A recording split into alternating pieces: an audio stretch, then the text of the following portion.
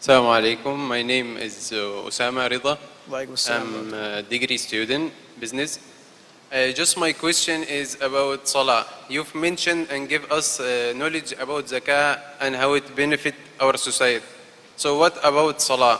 Why we should gather in the mosque? What is the benefit of it for the community and the society? Thank you. Brother asked the question that in my lecture I gave the example of Zakat. What about Salah? What is the benefit of Salah? Why should you go to the mosque and have a congregation and gathering? Brother, I've given a full lecture on Salah, the programming towards righteousness. It's for about 1.5. I don't intend doing that. You cannot cover all the points in one lecture. Salah is the second pillar of Islam. After Tawheed, believing in Allah, that there's no one except Allah subhanahu wa ta'ala worthy of worship, and Muhammad sallallahu alaihi wasallam, messenger. The second is Salah. Our beloved Prophet Muhammad sallallahu alaihi wasallam said, the first deed that will be asked you on the day of judgment is about your Salah. And according to Imam al-Bahabi, not praying falls as the fourth major sin in Islam. Number 1 is shirk. Second is murder. Third is black magic. Fourth is foregoing Salah. It is the fourth major sin in Islam.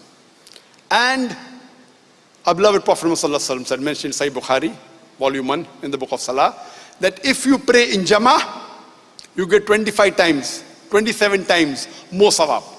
So praying in Jama'ah is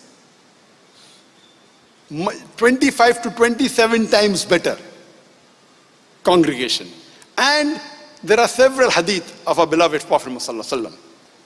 There are hadith of Prophet Muhammad, it's mentioned in Sahih Bukhari, volume 1 in the book of Salah, that the Prophet said that people do not come to the mosque for the Jummah Salah. He felt like telling one of the Sahaba to lead the Salah so that he would go and burn the houses of those people who did not come for the Jummah Salah. There's another hadith in which the Prophet Muhammad said. So based on the scholars, praying Jummah Salah is fard. And if you do it for 3 times without reason, Allah blocks your heart. And according to Imam al-Bahabi, it is the 66th major sin in Islam. Not praying persistently Jummah Salah in congregation is the 66th major sin.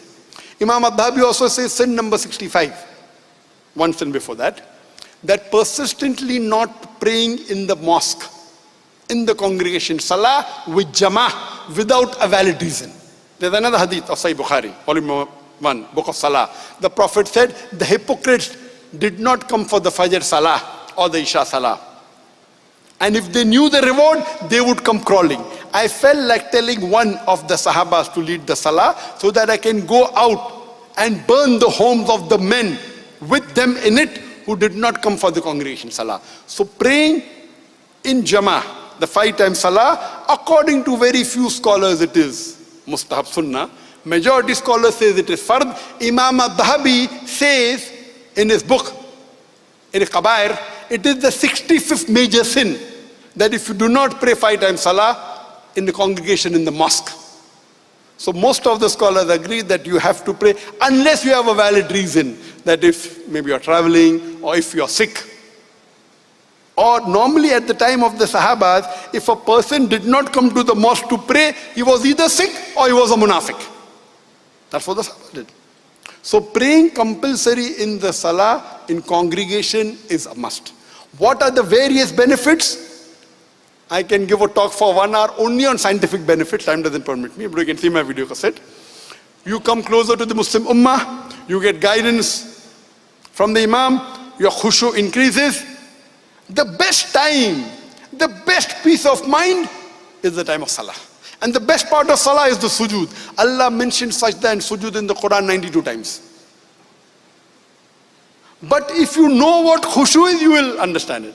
You can only enjoy the fruit if you have a taste of it.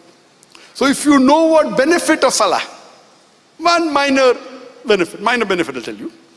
You know, people say, you know, the 10 richest men in the world, and list goes on. Mukesh Ambani number 10, and Warren Buffett, and number 1 goes to Bill Gates. Now it is Jeff something. He's overtaken Bill Gates recently. Jeff someone, who's the owner of Amazon. He's overtaken Bill Gates. Number 1. And there was another post that says, number 10 Ambani, number 3 Bill Gates, number 2 Jeff. Number 1 is who? A Muslim who offers 2 rakat of sunnah salah before Fajr.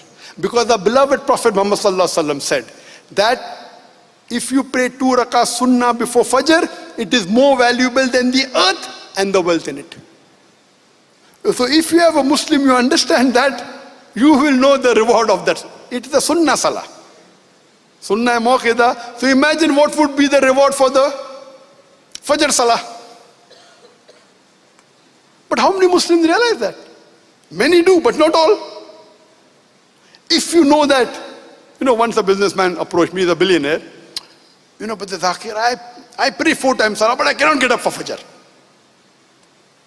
So I told him that what if you have a meeting tomorrow, early in the morning, at 5:30, where if the deal clicks, you will get $1 billion. He said, I will not sleep the full night.